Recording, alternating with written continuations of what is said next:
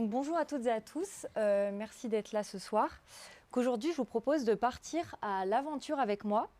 Donc, on va découvrir l'univers du développement mobile Android et de Jetpack Compose, donc, qui est un outil de développement pour le développement Android et qui permet de révolutionner le développement mobile.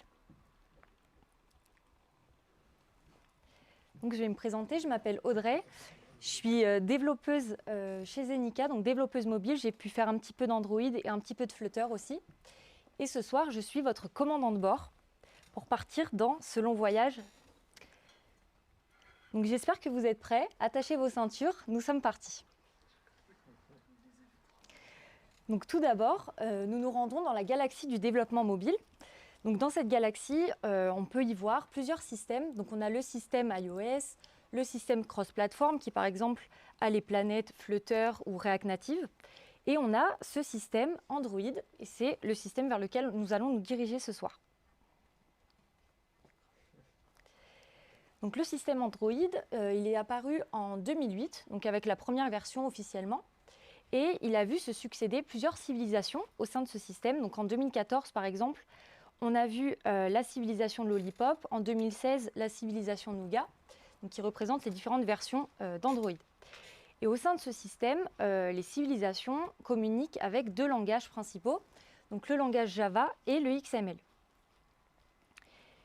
Donc jusqu'en 2016, tout allait bien. Et en 2017, il y a un groupe d'explorateurs qui arrive au sein du système Android, donc qui est le groupe JetBrains, et qui, en collaboration avec le gouvernement en place Google, va proposer un nouveau langage, qui est le langage Kotlin.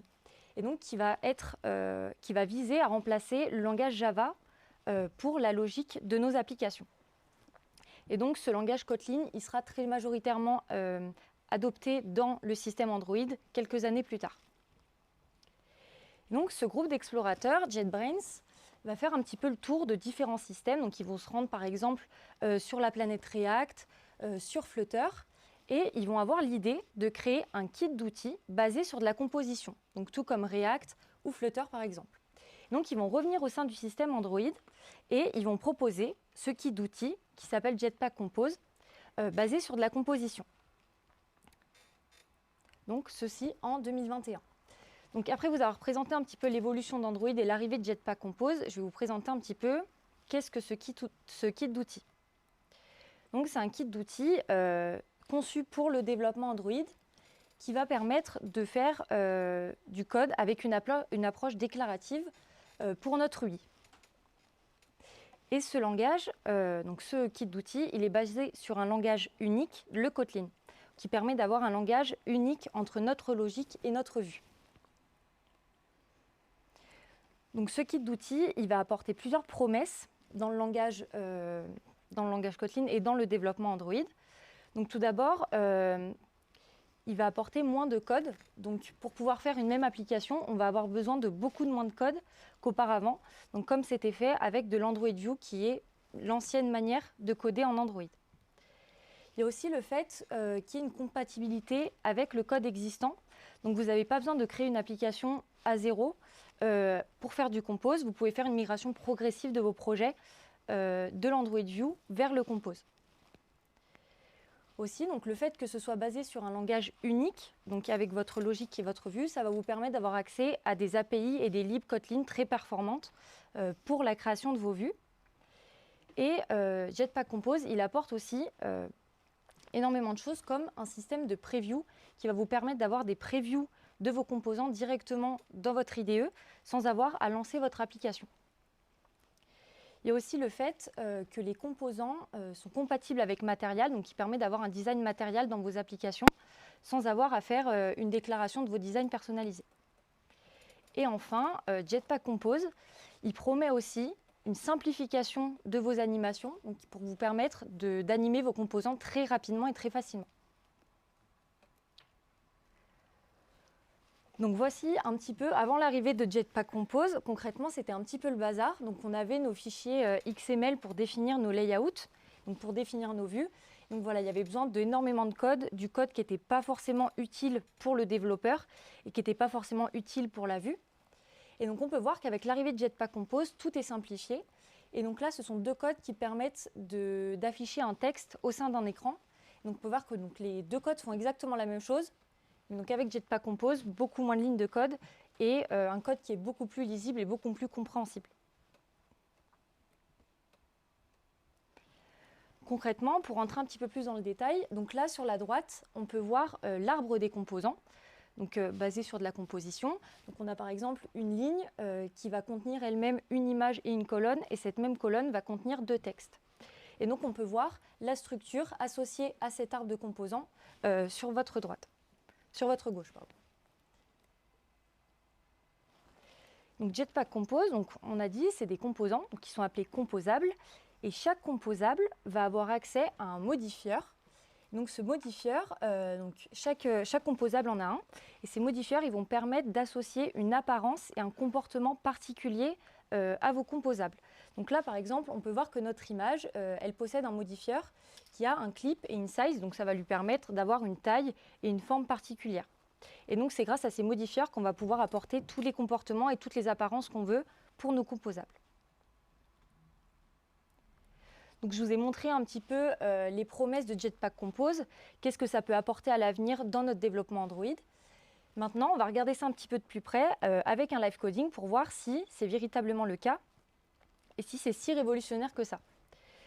Donc là, le but de ce live coding, c'est de recréer cette application.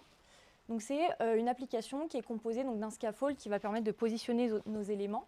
Donc on va avoir un texte en haut avec une liste de planètes. Donc chaque carte de ma liste possède le titre le nom de ma planète et l'image qui lui est associée. Donc là, c'est l'application que j'ai créée pour l'instant en Android View, donc avec des fichiers XML, donc qui était l'ancienne manière de coder de l'Android. Donc on peut voir qu'on a une main activity, donc qui va nous permettre d'instancier notre application et on va lui passer un contenu qui est ici un fichier XML avec notre vue. Donc là, on peut voir que voilà, c'est assez verbeux. Pour les personnes qui n'ont pas fait d'Android dans la salle, je pense que vous êtes assez perdus pour la compréhension des différentes lignes. Et donc, on va être obligé, par exemple, de définir un second fichier pour là définir, par exemple, chaque carte, ce qu'elle va devoir faire. Et on va aussi être obligé de définir un adapteur qui va nous permettre de lier nos données avec notre vue. Et donc d'associer chaque donnée avec l'élément de la vue qui lui est associé. Donc on ne va pas s'attarder là-dessus parce que ce n'est pas ce que j'ai envie que vous reteniez ce soir. Et on va passer directement sur notre application en Compose.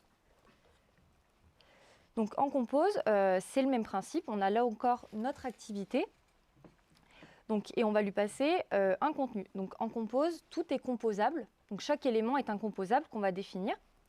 Et donc on a une surface et dans cette surface, j'ai défini mon application. Donc c'est un composable que je définis là.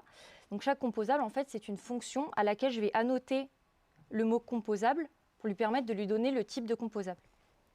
Donc cette application, elle possède un scaffold qui pour l'instant, donc on va lancer l'application pour voir à quoi ça ressemble pour l'instant, elle possède seulement un titre, donc un title, qui est un composable que j'ai défini juste en dessous. Et donc, c'est juste un texte donc qui a un attribut texte avec un modifieur qui me permet de lui apporter une apparence particulière. Donc, pour l'instant, voici à quoi ressemble notre application. Donc, c'est assez loin de ce que je vous ai montré juste avant. Donc là, on va fonctionner de manière itérative. Pour l'instant, j'aimerais créer une carte qui présente le nom de ma planète avec l'image associée. Donc, ce qu'on va faire, c'est qu'on va venir créer un composable planète. Donc j'ai créé des petits snippets pour permettre d'aller un petit peu plus vite dans le développement ce soir. Mais donc on a notre composable planète, donc qui va prendre un objet planète. Donc ça, c'est des données que j'ai définies ailleurs dans l'application.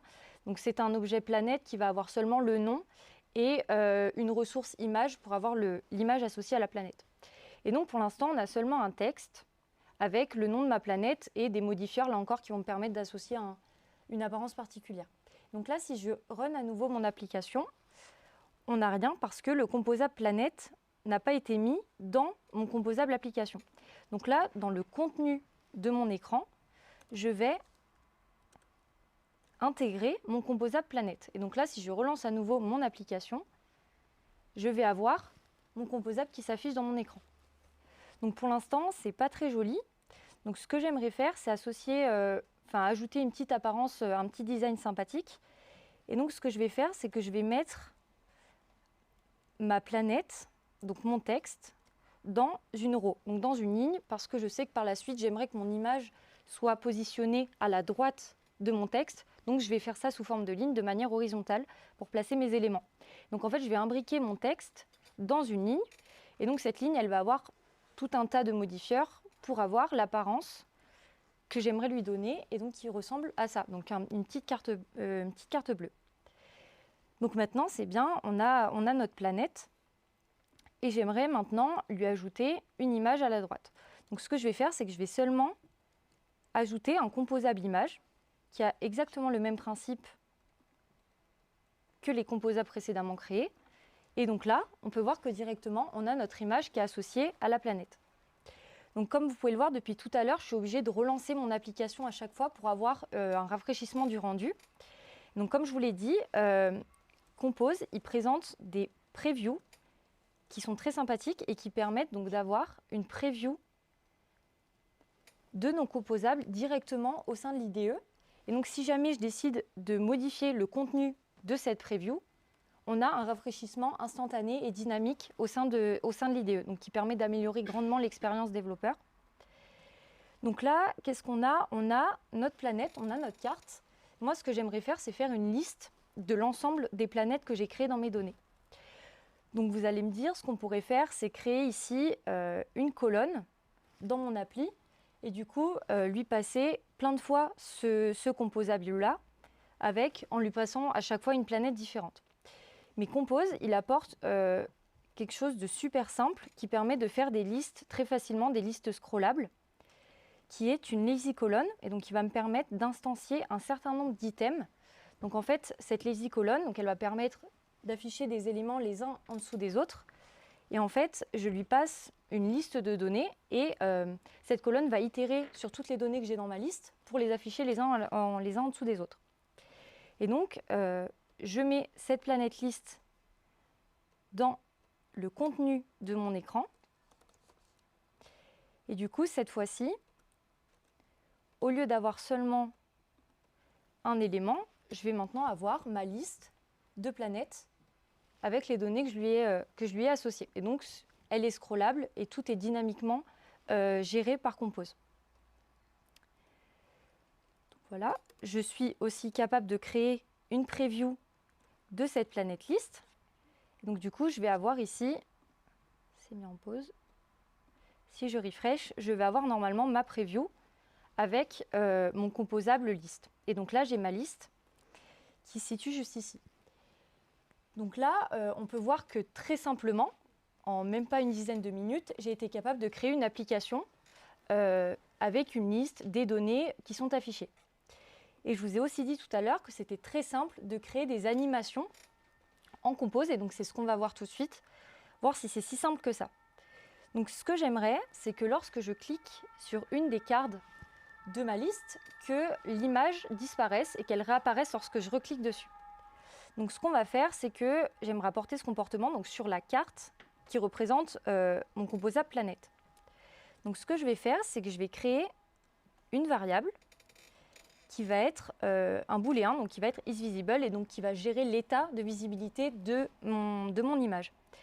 Et donc, je l'instancie à true, je l'initialise à true et je lui dis que j'aimerais qu'elle soit remember, donc ça va me permettre de gérer l'état de ma variable, peu importe la recomposition de mon écran. Donc, si mon écran décide de se recomposer, l'état et la valeur de ma variable sera gardée. Donc pour l'instant, on a notre valeur, mais elle est instanciée nulle part, elle est utilisée nulle part. Donc ce qu'on va faire, c'est que j'aimerais qu'au clic sur ma carte, la valeur de cette variable soit modifiée. Donc tout va se passer là encore dans le modifieur.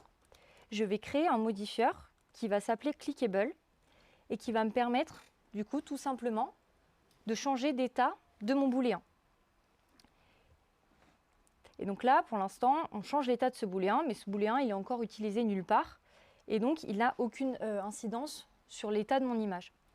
Donc, ce que je vais faire, tout simplement, c'est que mon image, je vais l'intégrer et je vais l'encapsuler dans un nouveau composable qui va s'appeler Animated Visibility.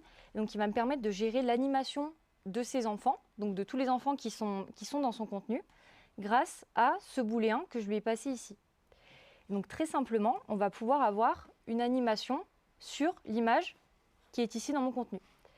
Et donc là, je n'ai même pas besoin de relancer mon application parce que le système de preview a aussi une interactivité qui me permet donc déjà de scroller, qui me permet de regarder quel est le comportement, l'effet des mots. Donc on va essayer de relancer l'application, voir si ça fonctionne mieux sur l'émulateur. Mais donc normalement, on est censé avoir mon image voilà, qui disparaît et qui réapparaît au clic. Donc pour l'instant, tout va bien. Donc, si on réessaye, voilà, normalement, ça fonctionne. Je ne vous ai pas menti, ça fonctionne dans la preview aussi. Donc voilà pour ce petit live coding. Je vous propose de revenir à la présentation.